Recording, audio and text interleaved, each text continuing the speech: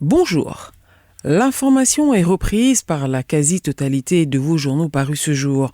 Un gendarme et un agent des eaux et forêts ont été abattus dans l'attaque d'un corridor des forces de sécurité situé dans le département de Douékoué, dans l'ouest de la Côte d'Ivoire. Une véritable scène d'horreur déplore le quotidien Le Sursaut perpétré par un commando lourdement armé, dixit le quotidien d'Abidjan.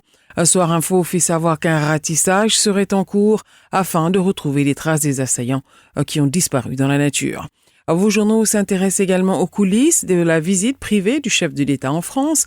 Macron et Ouattara bétonnent les relations Paris-Abidjan selon Le Matin. La situation régionale sera certainement au menu des discussions, croit savoir Le Jour, l'Essor ou encore Soir Info.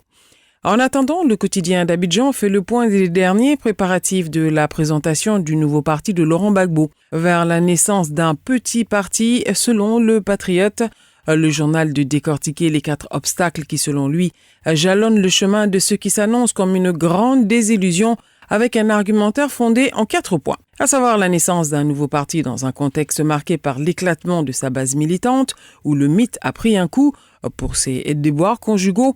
À cela s'ajoute la condamnation par la justice ivoirienne qui pourrait l'empêcher de présider le nouveau parti qu'il veut créer. Et enfin, l'implantation de cette nouvelle formation. Et à ce niveau, il lui faudra se battre avec Afi Simone et éventuellement Blé Goudé pour se partager les militants FPI dans des zones qui leur sont traditionnellement favorables. Le journal Le Temps explique comment tout cela est financé. Et Soir Info vous dévoile les dessous du nouvel engagement politique de Gbagbo. Quant au quotidien, Le Matin, il règle la question de la présence ou non de l'ex-première dame Simone Gbagbo et l'annonce en déplacement vers la RDC, la République démocratique du Congo, et précise même avec un passeport diplomatique récemment délivré, selon le journal. Le Rassemblement, pour sa part, annonce le retour sur les projecteurs de Henri Konan Bédié, qui va s'adresser à ses militants et ceux dès demain à Abidjan, le jour plus de lister les sujets sur lesquels il est attendu. Ce sera à l'occasion de la dernière activité qui va mettre fin à la commémoration du 75e anniversaire du PDCI-RDA par un colloque qui va s'ouvrir le 15 octobre 2021. Un colloque qui va lancer la bataille pour la reconquête du pouvoir en 2025, selon le secrétaire général de la Fondation Félix Houphouët-Boigny. À travers les colonnes du Nouveau Réveil, il s'agit selon lui d'explorer la veille stratégique pour anticiper les évolutions et la réactivité et surtout gérer l'imprévu. Le quotidien L'Expression consacre un grand reportage au transport urbain à Bouaké. 3 semaines après son déploiement, titre le journal, la Sotra confrontée aux dures réalités, notamment avec des populations jusque-là habituées à 2 modes de transport urbain, à savoir les taxis communaux ou encore les mototaxis. Et si l'avenir, écrit le journal de la Sotra, se veut prometteur, les populations ont besoin d'un peu plus de temps pour s'habituer à ce nouveau mode de transport.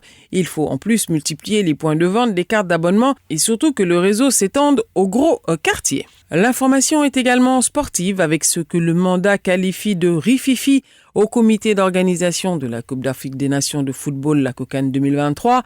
Entre difficile cohabitation et conflit de compétences, la dernière passe d'armes entre le ministre des Sports et le président du comité d'organisation concernant la nomination de nouveaux membres est une actualité dont la Côte d'Ivoire se serait bien passée. Renchérie et Génération Nouvelle, un écueil de plus sur le chemin de la CAN à 21 mois de la tenue de la compétition et à moins de résoudre rapidement ce différend, cela pourrait impacter négativement les préparatifs, fait remarquer le quotidien aujourd'hui, comme si on n'en avait pas assez du challenge que représentent les infrastructures sportives et non sportives à réaliser, conclut L'Expression. On se dirige toutefois vers un consensus, tout peut se régler aujourd'hui, prédit l'intelligent d'Abidjan. Enfin, dernière heure revient sur cette sordide affaire qui a défrayé la chronique ces jours derniers, celle de l'institutrice victime de viol à Saint-Dégué.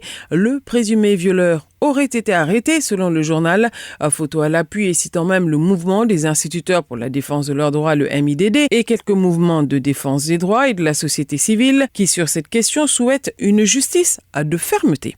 À vos journaux et bonne lecture. Radio de la paix. Se parler, s'écouter, se comprendre.